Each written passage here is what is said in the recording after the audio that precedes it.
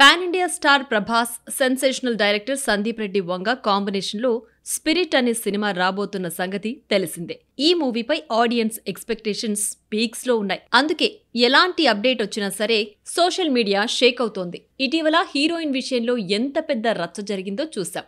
దీపికను ఈ ప్రాజెక్టు నుంచి తప్పిస్తూ తృప్తి డిమ్రీని హీరోయిన్ గా ప్రకటించాడు సందీప్. అంతేకాదు దీపిక పదుకొనే స్టోరీ లీక్ చేయడంతో సందీప్ ఫైర్ అయ్యాడు.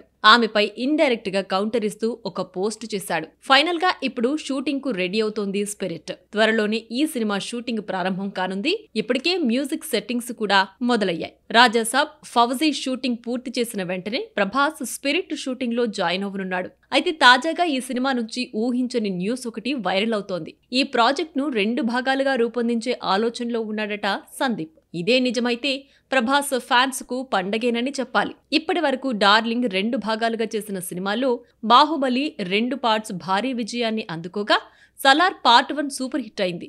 అలాగే కల్కి పార్ట్ 1 ప్రభాస్ కెరీర్లో రెండో 1000 కోట్ల సినిమాగా నిలిచింది. ఇప్పుడు స్పిరిట్ కూడా ఈ లిస్టులో చేరడం గ్యారెంటీ. పైగా సందీప్ కూడా యానిమల్ మూవీతో బ్లాక్ బస్టర్ కొట్టాడు.